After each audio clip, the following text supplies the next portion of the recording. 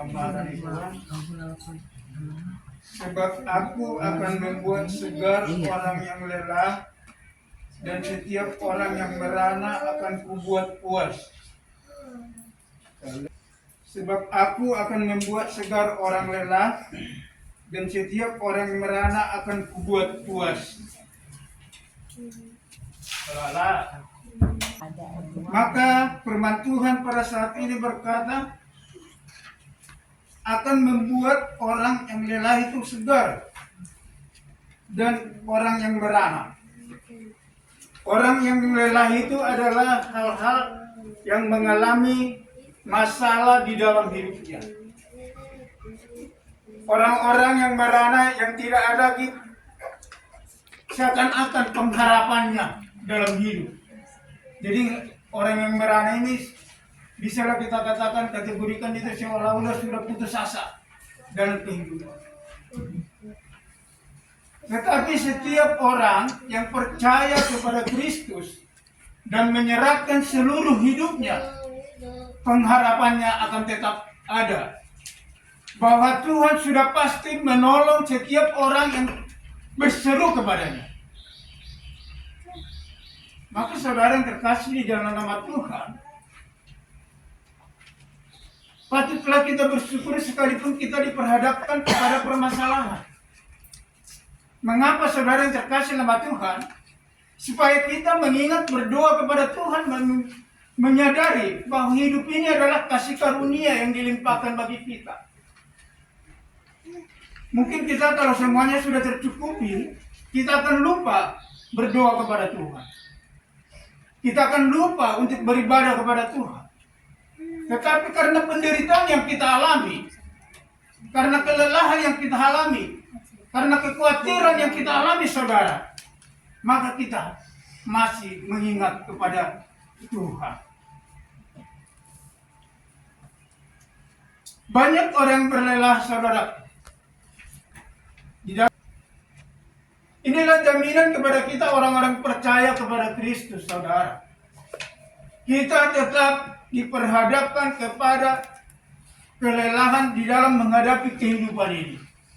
Tetapi yakinlah, dan kalaupun kita diperhadapkan kepada suatu masalah, pegang dadamu dan katakan, hai jiwaku, pujilah Tuhan. Sehingga ada kelegaan di dalam hatimu saudara. Kalaupun kita bercerita saudara, itu hanya sementara, dan kita tidak bisa menjamin. Tetapi ketika kita menutup pintu kamar kita dan berdoa, bercakap-cakap dengan Tuhan, sebagaimana hubungan kita dengan anak kita, demikian juga hubungan Allah dengan kita saudara. Kita itu sudah dianggap anak saudara, sehingga kita apapun yang kita pikirkan, apapun yang kita mau capai, apapun rencana kita, mari kita bercakap-cakap kepada Tuhan. Mari sampaikan semuanya kepada Tuhan. Dan yakinlah sesuai dengan kehendak Tuhan, waktu Tuhan, itu akan tercapai saudara. Kalau kita merujuk kepada hari yang lalu, siapa kita datang dari Monas Basungkit saudara? Ya, hanya bawa pakaian saja. Ya, kalau kita mengingat masa lalu kita datang dari Monas Basungkit alanya hati dong. Ya, karena kita alanya hati nama. Mangarat ko mau amang asaboy arong perubahan hidup. Karena kita berpengharapan kepada Tuhan. Dan kita sendiri yang merasakan pada saat ini. Ya, mungkin bagaimana orang-orang pun rata-rata kita ada menjadi betul, ya, anak bisa sekolah. Ya. Itu bukan karena kekuatan kita, tetapi semua itu penuh perjuangan ya tetap. Kita tidak pernah berpangku tangan. Siang malam berdoa, sehingga bekerja, mencari nafkah. Dan itulah perjuangan hidup saudara. Dan kalaupun Tuhan di dalam kita dan kita di dalam Tuhan, masalah itu tidak akan bisa terlepas saudara. Justru kita, kalau kita sudah di dalam Tuhan, justru masalah semakin banyak. Karena orang yang sudah di dalam Tuhan menjadi murid Kristus itu harus menyangkal diri dan memikul salib masing-masing.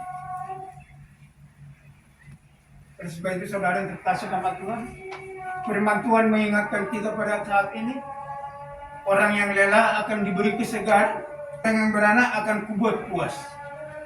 Ya.